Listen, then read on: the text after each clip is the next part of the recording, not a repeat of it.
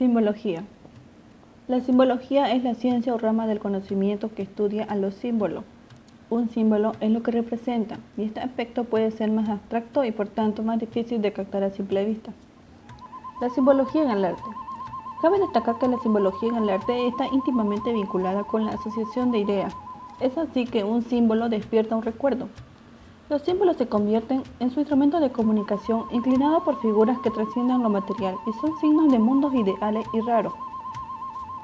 El arte precolombino es destacado por los trabajos en oro de las culturas indígenas, los cuales fueron considerados los mejores del continente.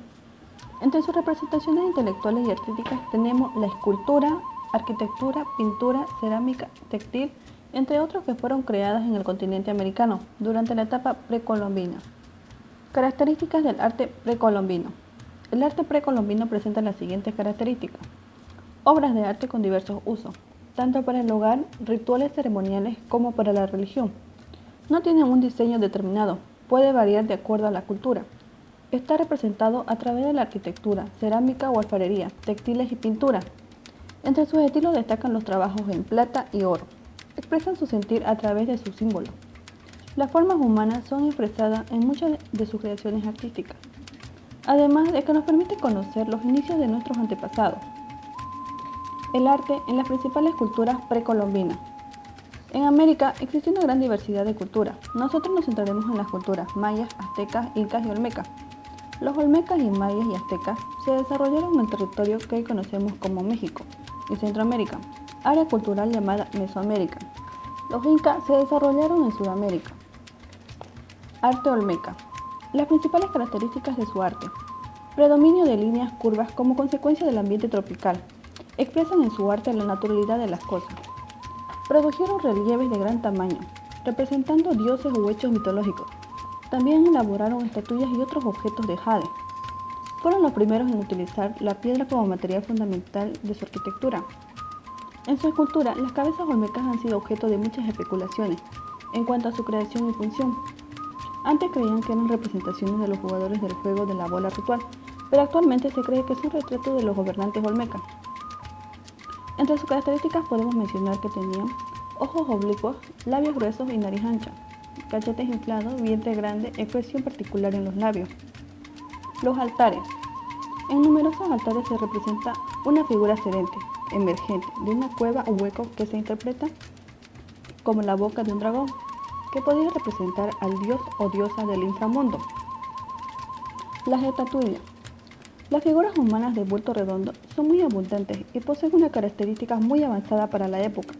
El escultor olmeca no se conformó con copiar meramente la realidad, sino que optó por la simetría y la monumentalidad de la forma.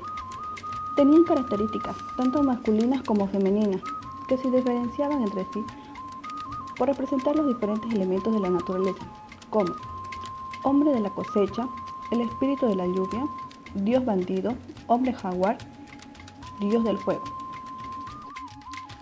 Arte maya.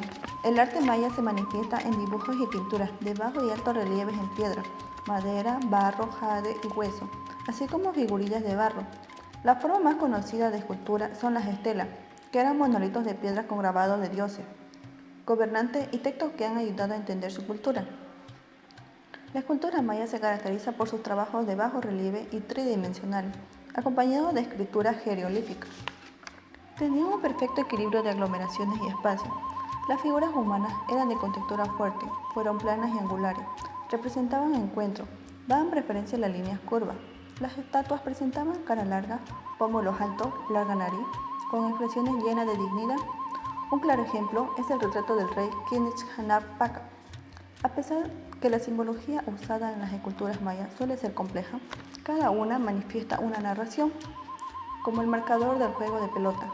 Aparte de servir como marcador en el juego, representaba a la luna. La estela de Copán representa al gobernante Huatzalcóyotl Upcawil. Chacmol simboliza al mensajero de los dioses.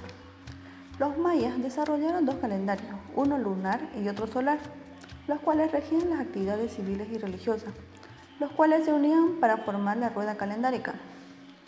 En la arquitectura maya, las principales construcciones fueron templos, palacios, adoratorios, baños de vapor, calzadas pavimentadas y canchas para el juego. En sus características cabe mencionar que sus edificaciones eran en forma piramidal, con planta rectangular, con muros inclinados, pocos vacíos y bloques de piedra, techumbre plana, falsa bóveda adintelada y el falso arco. Emplean columna rectangular. Las decoraciones eran policromadas y con tramos y adornos geométricos. Uno de los aspectos curiosos que destaca la pirámide Kukulcán es que si alguien se para frente a ella y aplaude, se reproduce un sonido acústico. Esto se debe al efecto acústico del talud, tablero y escalinata. En la ciudad realizaban este tipo de construcción no solo por lo estético, sino por lo funcional, ya que en la antigüedad no había micrófonos ni altavoces. Era importante un lugar acústico para que la voz se pudiera expandir. Arte azteca. Además de las esculturas en piedra, trabajaron los metales, la madera, los tejidos, la alfarería y las piedras preciosas. En oro y plata hicieron collares, pectorales, brazaletes y otros adornos personales, así como estatuillas de dioses. Una de las características de la escultura azteca es precisamente la forma monumental de imágenes completas que resaltaban detalles realistas, presentando dioses, animales, mitos y conceptos de vida o de la muerte. El estilo azteca estaba muy delimitado por el simbolismo religioso. En piedra destacan las esculturas de los templos, que principalmente representaban a dioses. Realizaron trabajos en pluma, como trajes ceremoniales, capas y escudos, con emblemas de rango y poder. Coatlicue era una diosa sedienta de sacrificios humanos, simboliza la muerte y la vida. El oceloto jaguar, usada para guardar los corazones de las personas sacrificadas. La piedra del sol, conocido como el calendario azteca, es una obra escultórica muy elaborada que se relaciona con el culto al dios del sol, revelando fechas históricas de los aztecas. Se empleaba para medir el tiempo y establecer los ciclos de producción. La serpiente emplumada, que simboliza al dios del mundo. Dioses aztecas. Los dioses aztecas fueron entidades supremas que regían la cosmovisión del mundo y que eran los encargados de mantener el equilibrio. Algunos de los dioses aztecas fueron tomados de las culturas anteriores, como la tolteca. Tlaloc, dios tolteca de la lluvia, el trueno y el rayo. Cipetotec, señor tolteca de la primavera. Las escrituras aztecas eran grabadas en papel o piel de animales. Todavía se conservan algunos de estos escritos, llamados códices. También utilizaban un sistema de calendario que había desarrollado los mayas. Tenían 365 días, a los que añadieron 5 días huecos que se creían que eran aciagos y traían mala suerte. Los templos aztecas a menudo formaban parte de una pirámide escalonada y con frecuencia miraban hacia el oeste. Los aztecas utilizaban este altar para los rituales de sacrificio, incluyendo el sacrificio humano en honor a los numerosos dioses que los aztecas adoraban. Los miembros del sacerdocio azteca mataban a la víctima, a veces a niños, en el altar. Luego arrojaban el cadáver por los escalones y presentaban el corazón de la víctima en el santuario de los dioses. Los aztecas llamaron a la ciudad Teotihuacán, que significa lugar de los dioses. Teotihuacán, uno de sus principales caminos era la Avenida de los Muertos. Muchos de los templos de la ciudad están en este camino. Los 3 templos más grandes son la Pirámide del Sol, la Pirámide de la Luna y la Pirámide de la Serpiente. La Gran Pirámide en Cholula fue una de las ciudades que los aztecas conquistaron. La Gran Pirámide ya se encontraba cuando llegaron los aztecas. Es un templo azteca porque los aztecas continuaron usándolo para sus propias ceremonias religiosas. Ellos creían que Cholula era el lugar de la serpiente, el dios del mundo.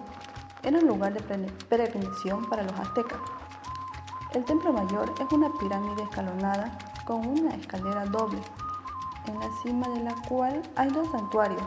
Los aztecas adoraban a Huitzilopochtli, el dios de su tribu, en uno de los santuarios, y en el segundo santuario adoraban a Tlaloc, un dios honrado en toda Mesoamérica. Arte inca. Si bien fueron herederos de las antiguas tradiciones escultóricas andinas, sin embargo, los incas supieron imprimir un carácter propio en su arte escultórico. Tuvo mayormente una finalidad religiosa al estar asociados a las ceremonias y rituales. Se caracteriza también por la sobriedad y la simplificación de las formas por medio de volúmenes geométricos sencillos, teniendo más a lo práctico y funcional que a lo formal. En sus motivos decorativos se nota una esquematización muy próxima a una concepción estética geometrizante y cubista. La arquitectura inca fue monumental, construyeron ciudades, templos, palacios y edificios. Un claro ejemplo es el Machu Picchu, la ciudad perdida de los incas. La deslumbrante ciudadela incaica es una de las más asombrosas obras arquitectónicas por su grandeza escénica y por su significado arqueológico, tallados en piedra sólida. Sin duda, una de las realizaciones más impresionantes de la ingeniería a nivel mundial es la de Sacsayhuamán. Pocas obras como esta muestran tanta armonía con el entorno natural, pues es un templo rodeado de 3 murallas en zigzag formados por bloques ciclópeos, que se conserva todavía en muy buen estado. Otra de las construcciones en que los incas destacaron fueron los puentes colgantes, con cuerdas que hacían para usarse como acueductos. Las ciudades se construyeron sobre una planta en forma de animal. De esta manera, Pisac tiene la forma de la perdiz de Puna. Bajo sus montañas podemos encontrar templos, altares ceremoniales, pozos de agua y el Templo del Sol. Entre los templos más importantes que se conserva de esta civilización están el Templo del Sol en el Cusco, el Templo de las Tres Ventanas en Machu Picchu, y entre los palacios se destaca el de las ñustas. Los incas crearon muchos trabajos bien elaborados. La mayoría fueron hechos de piedra, también de metales como el oro y la plata y la madera. Sus temas utilizados eran figuras antropomorfas, zoomorfas, fitomorfas, con tamaños que podían llegar a tamaño real o miniatura. En las estatuillas podemos mencionar que la más famosa era la del dios Sol, conocida con el nombre de Punchau. Tenía apariencia humana y estaba totalmente hecha de oro. Las conopas o hillas eran objetos tallados, cubiertos de diseños mágicos representando heredades y ganado, usado como ídolos o amuletos para atraer suerte y prosperidad. En la escultura podemos mencionar el Intihuatana. Es una piedra ritual asociada con el reloj solar o el calendario inca. El trono del inca de Sacsayhuamán, la gran roca de Kenko, labraba en un sector con diversas figuras, pasajes, escalinatas, canales y construcciones diversas. Las figuras talladas se acomodan a la configuración natural de la roca, la piedra de Saïweit. En ellas se hallan talladas más de 200 figuras fitomorfas o zoomorfas, compartimientos, escalinatas y canales que derivan en receptáculos que recuerdan la gran roca tallada de Kenko. Posiblemente está relacionada al culto del agua. El arte inca en madera se representaba a través de queros o queros.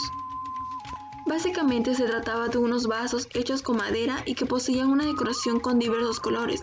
Las dimensiones de estos vasos eran uniformes. Estos vasos estaban decorados con diversas escenas. Las escenas más destacadas eran las mitológicas. Aparte del quero, también existía otra clase de vasos denominados pakcha. Este tipo de vaso ceremonial en diversas ocasiones se ajustaba a la forma de algún animal. Solían tener la misma decoración multicolor que los queros, pero sus dimensiones eran más elevadas. El arribalo o urbo ceremonial es la forma más representativa de la ceremonia inca. Habían en diversos tamaños, desde pequeño hasta los que tenían el tamaño de una persona. Tiene un decorativo geométrico y algunas representaciones zoomorfas. En los tejidos, las pinturas se hacían sobre mantos de lana, utilizando colores vivos. En los textiles y las cerámicas se puede observar las características de la pintura inca. Sus motivos solían estar relacionados con la flora, los mitos, las leyendas, la fauna y sobre todo con los acontecimientos importantes. La conquista del Imperio Azteca. Después que Cristóbal Colón descubriera América en 1492, la corona española puso sus ojos en el Nuevo Mundo. Hace 500 años, en 1519, se encontraron por primera vez dos imperios muy poderosos. ¿Quiénes fueron los aztecas? ¿Quién fue Hernán Cortés? ¿Cómo lograron un puñado de españoles derrotar a semejante imperio? El Imperio Azteca era un pueblo indígena de Mesoamérica que se estableció en el Valle de México, en una isla del lago Texcoco. A principios del siglo XIV, ahí fundaron su ciudad más importante, México Tenochtitlan. En torno a 1325, su lengua era el náhuatl y su religión era politeísta, siendo algunos de sus dioses principales Quetzalcóatl y Huitzilopochtli. Además, una práctica difundida entre ellos eran los sacrificios humanos, que realizaban por distintos motivos, como alimentar al sol, atraer las lluvias o anticipar las batallas. Tras independizarse de otro pueblo de la zona, en 1428, los mexicas formaron la Triple Alianza, con las ciudades vecinas de Texcoco y Tlacope. Así nace el imperio, menos de 100 años antes de la llegada de los españoles. Para 1519 nos encontramos con que se habían expandido, dominando los pueblos a su alrededor y cobrándoles tributos. Tenochtitlan se había convertido en la ciudad más poderosa. Algunos calculan que podría tener unos 200.000 habitantes. Su emperador se llamaba Moctezuma y gobernaba desde 1502. Hernán Cortés, quien terminaría siendo el conquistador de México. Cortés nació probablemente en 1485. Llevaba en América desde que tenía alrededor de 20 años. En 1511 había participado en la expedición que terminó la conquista de Cuba, consiguiendo desde entonces el favor del gobernador. Así llegó a liderar la expedición a México.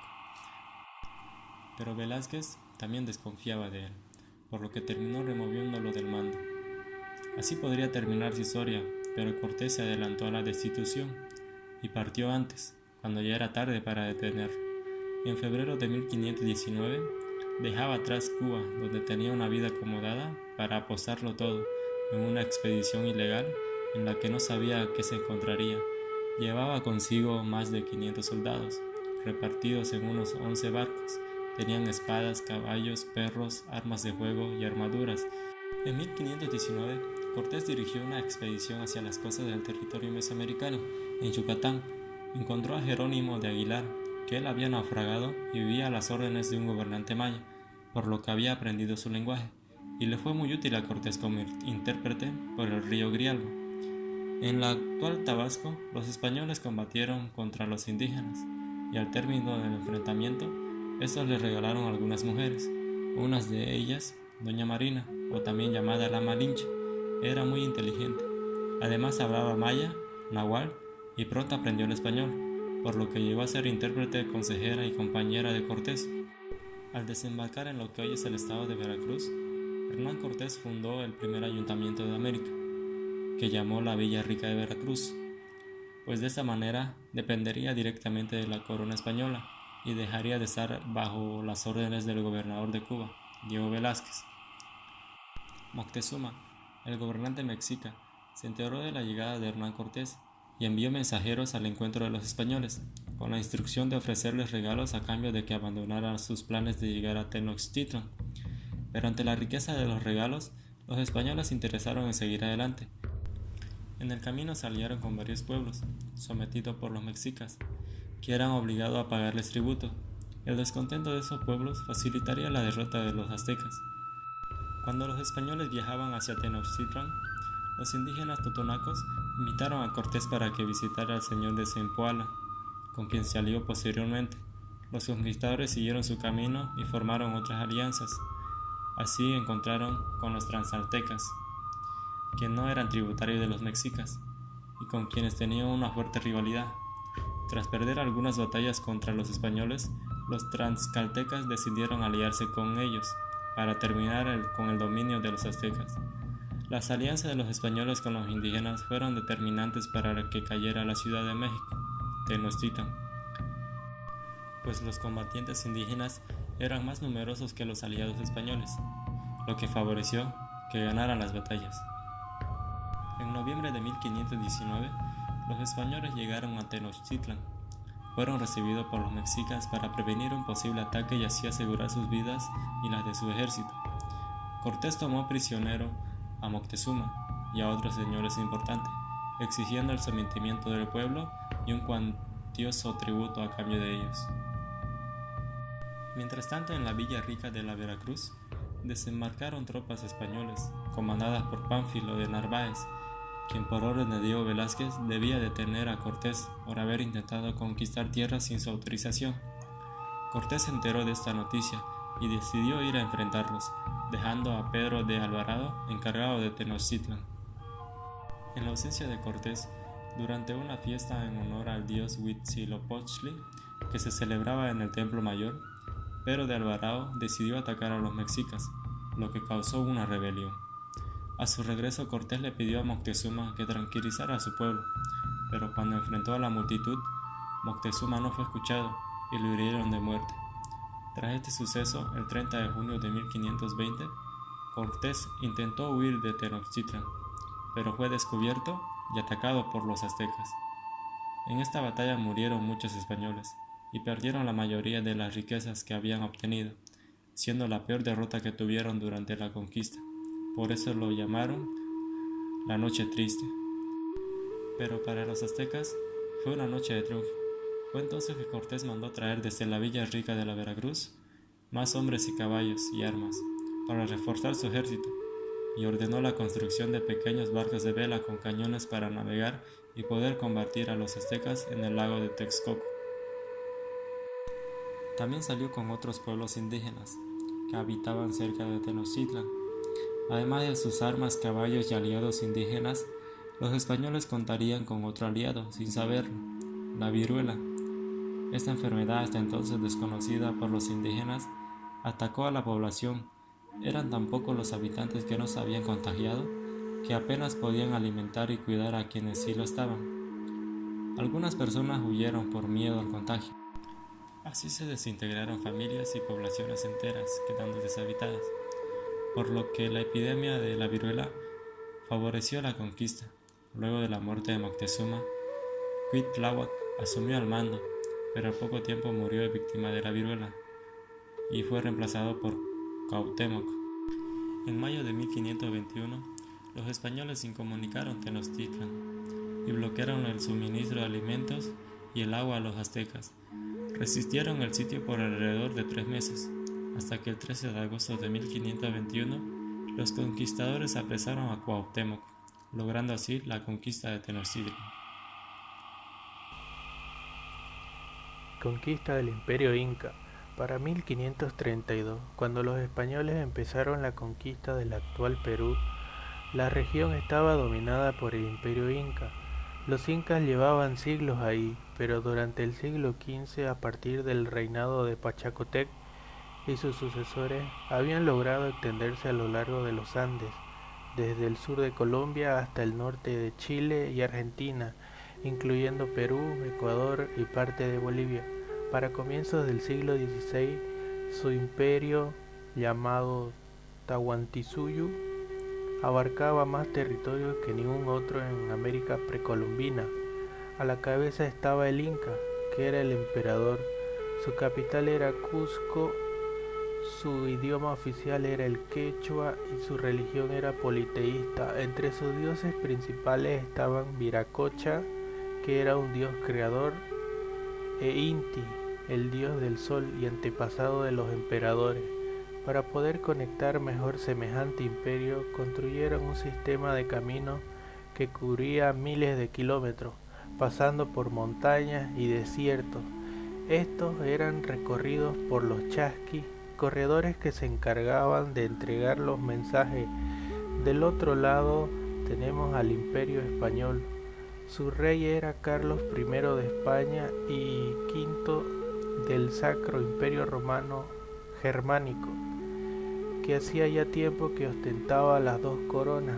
Había pasado ya 30 años desde la llegada de Colón en 1492.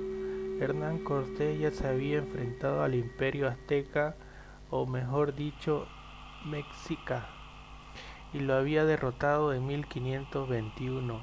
En ese contexto tenemos que introducir al que será el conquistador del Perú, Francisco Pizarro, que ya tenía una larga historia en el Nuevo Mundo. Había nacido en Trujillo, España, probablemente alrededor de 1478. Era bastardo y analfabeto. Llegó a América en 1502 y en 1513 participó de una expedición que descubrió el Océano Pacífico. Al mando de Vasco Núñez de Balboa, otras campañas le siguieron y llegó a tener tierras y cargos en la ciudad de Panamá. Fue ahí donde se enteró de la expedición de Pascual de Andago, ya en 1522, que reforzaba los rumores de los nativos sobre un reino de grandes riquezas hacia el sur. Pizarro, ya con 20 años en América, decidió organizar una expedición. Para eso se asoció con el sacerdote Hernando de Luque, que ayudaría con el financiamiento, tal vez a nombre de Gaspar de Espinosa, y con Diego de Almagro, un personaje importantísimo que por ahora ayudaría con el abastecimiento y los refuerzos. La primera expedición partió algo más de 100 hombres en noviembre de 1524, pero no llegaron demasiado lejos y volvieron sin resultados. La segunda empezó a principios de 1526. Tras muchos meses se encontraron con una balsa con mercaderes y con cargamento que anticipaba riqueza, pero en mayo de 1527 llevaban más de un año explorando y no habían encontrado nada. Estaban en la isla del Gallo, al sur de Colombia. En una ocasión, frente a los descontentos, Pizarro había trazado una línea en la arena y preguntando por quienes se animaban a seguir con él para buscar riqueza. Apenas 13. Los 13 de la fama al menos se habrían unido. En realidad no sabemos cuánto tiene de leyenda este hecho, pero muestra lo duro de la situación, que continuó por meses hasta que vinieron refuerzos. Pizarro entonces, en vez de volver, siguió hacia el sur y esta vez encontró lo que buscaba. Llegando al norte de Perú dieron con Tumbes, una rica ciudad que era parte del Imperio Inca.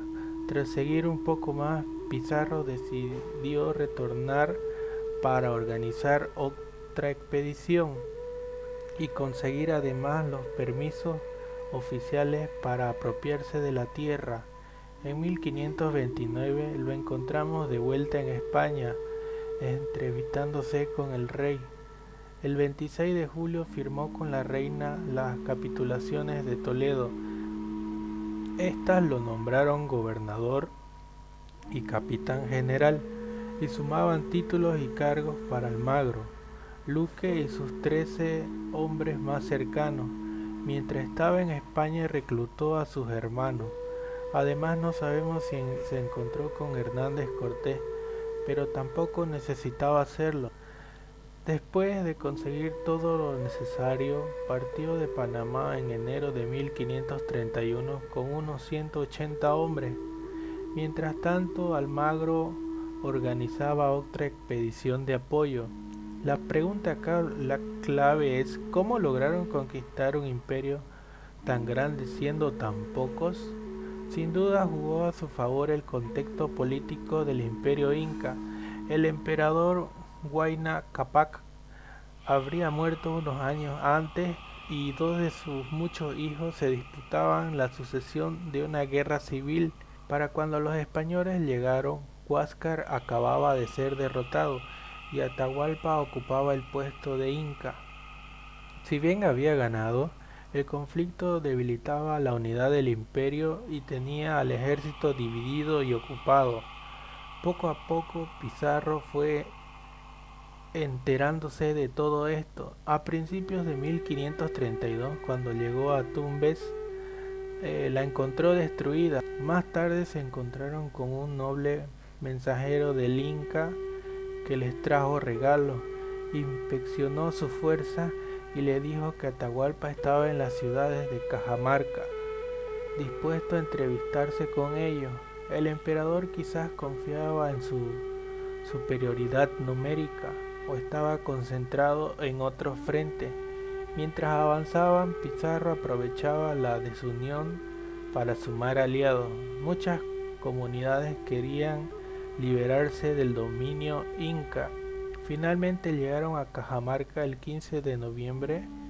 El emperador, que estaba con su ejército en las afueras, dio alojamiento a los invasores. Se reunió con algunos de ellos y pactó una entrevista en la plaza de la ciudad, que llegó al día siguiente. Los españoles se habían posicionado estratégicamente rodeando la plaza de Atahualpa. A su encuentro salió Fray Vicente de Valverde con una Biblia en la mano. Comenzó una suerte de requerimiento, pidiéndole que se sometiera a Dios. Atahualpa tomó el libro y tras inspeccionarlo lo lanzó, rechazando todo. Pizarro activó entonces la emboscada. Los españoles salieron de sus escondites y tomaron la plaza. Matanza de por medio, lograron capturar al Inca. pronto llegaron las negociaciones de un rescate a cambio de su libertad. Atahualpa ofreció llenar una vez de oro y 2 de plata la habitación en la que se encontraba. El Inca era consciente del interés de los españoles por estos metales y tomaría tiempo cumplir la promesa. Mientras tanto, Almagro llegó con grandes refuerzos y Huáscar fue ejecutado por orden secreta de Atahualpa para que no fuera de ayuda para los españoles. Algunos calculan que recibieron unos 6.000 kilos de oro y 11.000 kilos de plata, pero a pesar de haber pagado, Atahualpa no fue liberado. De hecho, fue sentenciado por varios cargos y lo ejecutaron el 26 de abril, tal vez por miedo de que liderara una rebelión. El siguiente objetivo fue tomar Cusco, la capital. Partieron en agosto. Después de coronar a su propio Inca, nombraron a Tupac Hualpa, también hijo de Huayna Cápac, pero murió sospechosamente poco tiempo. Lo reemplazaron con Manco, otro hermano partidario de Huáscar. Buscaban ganarse el apoyo de esa facción, reduciendo la resistencia de antiguos generales de Atahualpa. También crecieron en el camino sus alianzas con unas comunidades que buscaban liberarse. Si bien tuvieron a varios enfrentamientos antes de llegar, lograron entrar a Cusco el 15 de noviembre de 1533. Con la ciudad en manos españolas, el imperio parecía derrotado. Pizarro decidió fundar su propia capital, porque la ubicación de Cusco complicaba las comunicaciones. Tras dejar parte de sus hombres en la capital inca, se fue hacia la costa y fundó Lima, la actual capital de Perú, en enero de 1535. Meses más tarde, Almagro partió hacia Chile a explorar y tomar para sí nuevas tierras.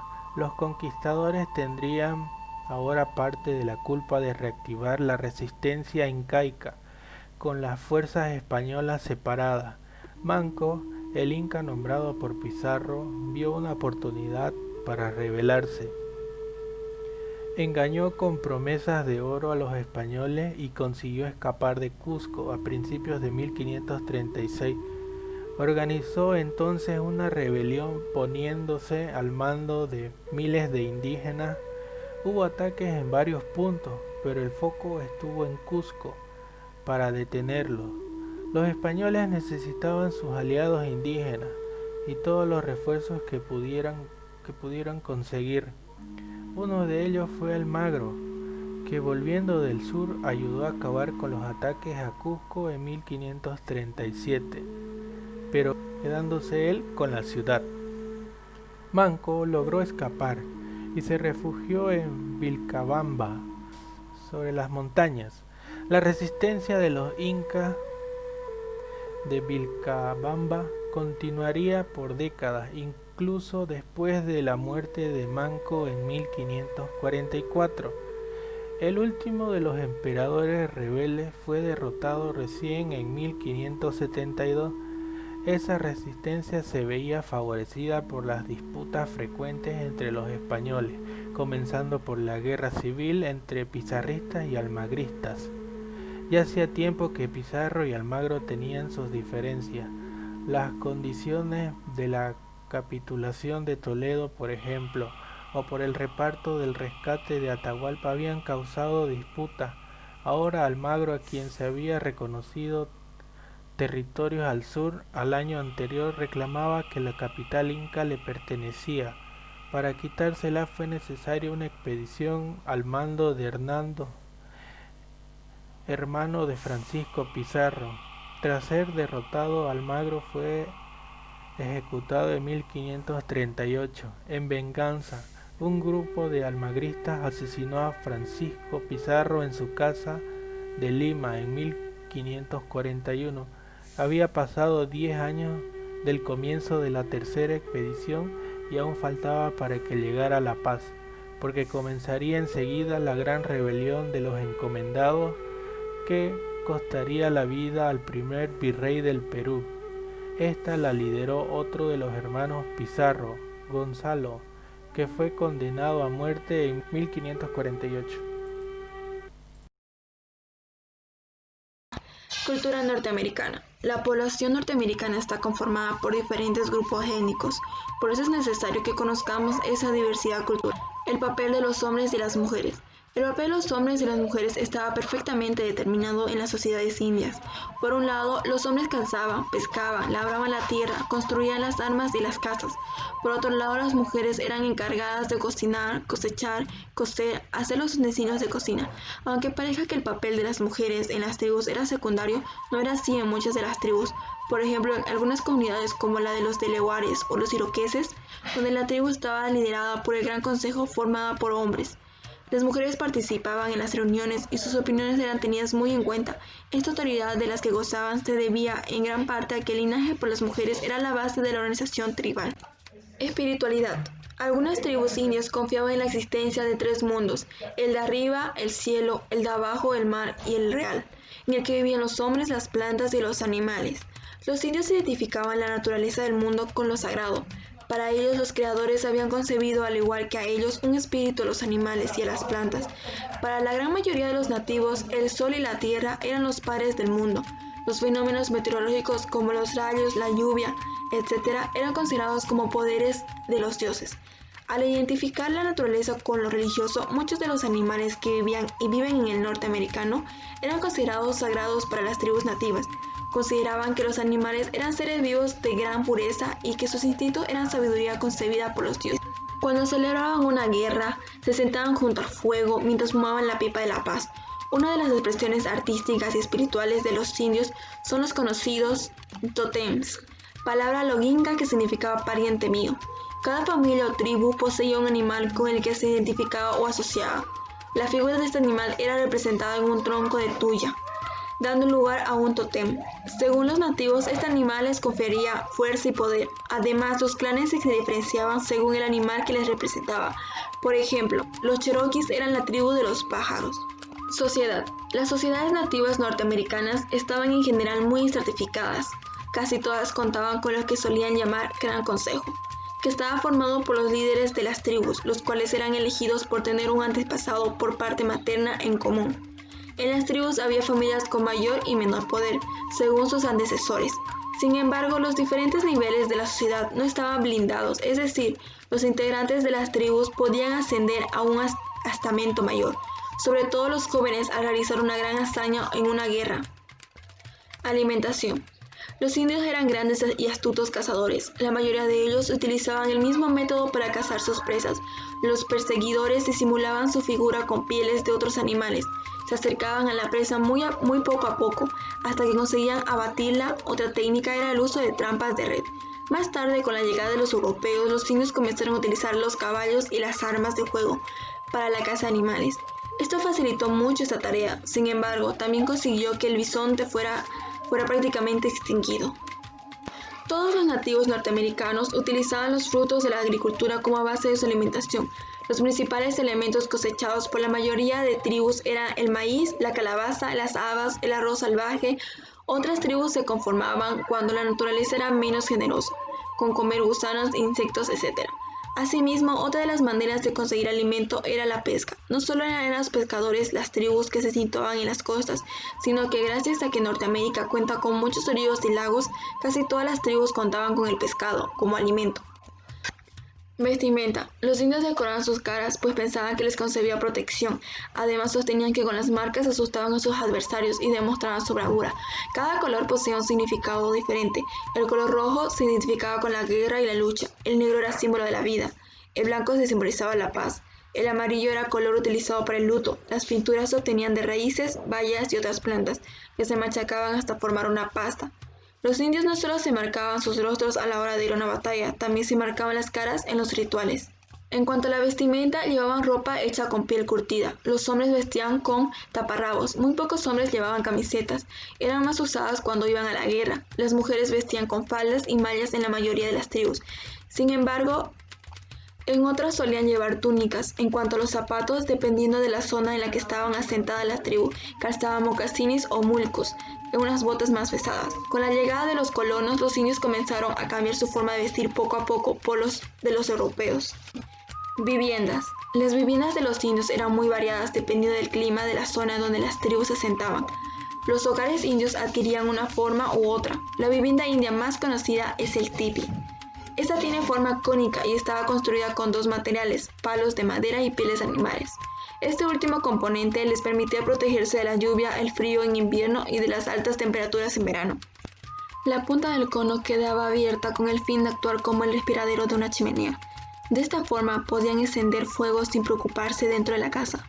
La palabra tipi significaba en lengua lakota, lugar para vivir. Las tiendas se construían orientadas hacia el este, el punto por donde sale el sol al amanecer. Estos hogares los construían las mujeres, pues no requerían mucha fuerza. En los tipis solían habitar una o dos familias dependiendo de su tamaño. El wigwam era otro tipo de casa de los clanes norteamericanos. Esta tenía forma de cúpula y era muy utilizada por las diferentes tribus, pero con variaciones de tamaño y materiales empleados para su edificación. En general se utilizaban juncos, esteras, cañas, pieles, etc. para construirla. Su construcción era mucho más costosa que la de los tipis, pues al tener forma semiesfera había que curvar la madera para formar los arcos que la sostuvieran. Los hogan. La vivienda de los navajos era la que más diferencia presentaba respecto al resto de los hogares indios. Esto se debe a que, además de estar construidas sobre una base de madera como las anteriores, sus huecos eran rellenados con barro. Otro tipo de casa era la iroquesa, propia del clan iroqués. Este tenía forma rectangular y un tamaño mayor al del tipi y el wigwam, pues solían compartir un espacio varias familias. Estaba construido con los mismos materiales que el anterior, pero predominaba la madera. Llegaban a alcanzar los 20 metros de longitud. Sin lugar a duda, la vivienda más distinta que las anteriores era de los esquimales. Estas, al contrario de los tipis, wigwams o hogans, estaban construidas a base de bloques de hielo. Para que esto no cayeran y se desmontara la casa, se derretían sus capas superficiales con una lámpara de aceite. Así, el agua que se formaba, al helarse de nuevo, actuaba como pegamento entre ellos. Tenían forma semiesférica y estaban divididos en varias cámaras. Para acceder a ellas se debía atravesar un túnel que dificultaba el paso del viento al interior de la vivienda.